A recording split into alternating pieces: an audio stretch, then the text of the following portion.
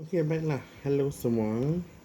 Ya, pada hari ini cikgu nak berbincang dengan kamu tajuk ulasan. Bagi yang ada buku Mastery Plus, tulis dalam buku Mastery Plus kamu tarikh bila kamu menyiapkan ini. Okey, supaya kita tahulah kita telah buat ini semasa cuti, bukan semasa cuti ini.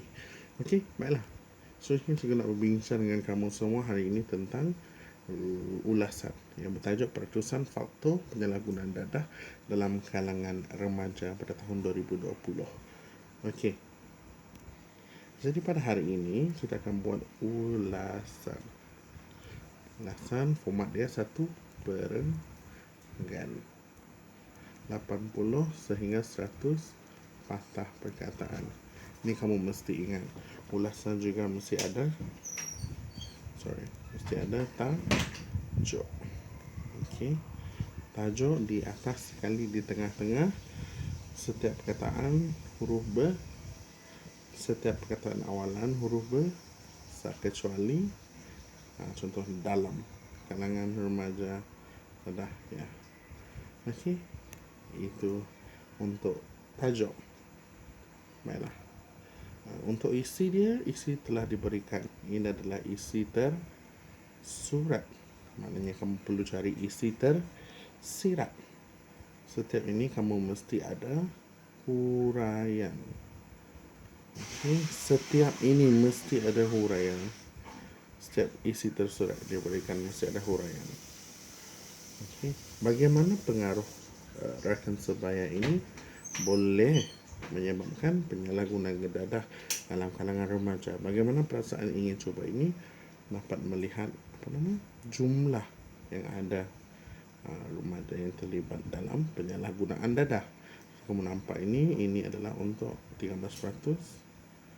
Ini sebentar, cikgu padam untuk memudahkan kamu. Ini 13%, 40%, 21% dan 16%. Okey, mana yang paling besar adalah pengaruh rakan sebaya. Ini adalah isi utama kamu.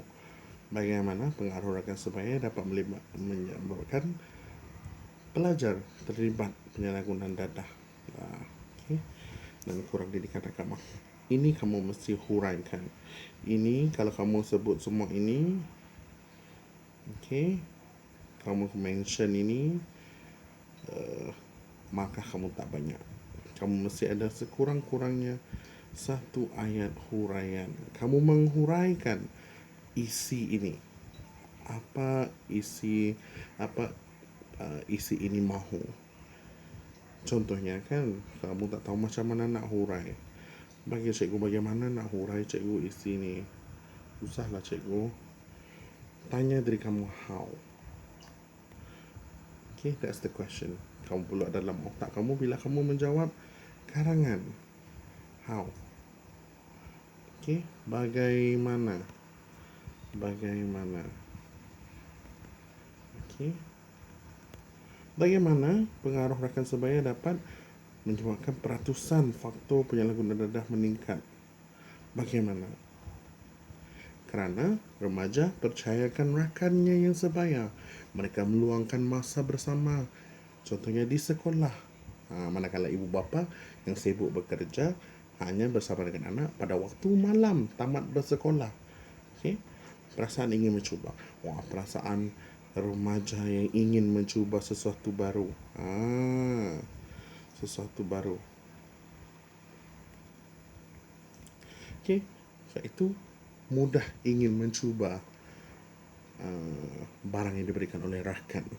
Pengaruh rakan sebaya ini kamu dapat lihat juga untuk menyertai sesuatu kumpulan, mana-mana kumpulan, seorang pelajar itu harus mendengar atau mengikuti ajakan rakannya.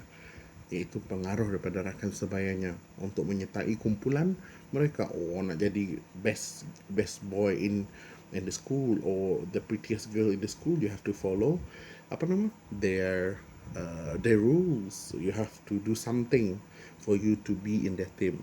Something like that. Itu dapat kamu contoh dalam pengaruh rakan sebaya. Kurang perhatian keluarga ini, kamu tahulah ibu bapa yang sibuk bekerja, pulang lewat balik rumah, tak tengok anak. tak tahu apa masalah anak. Kurang didikan agama ini.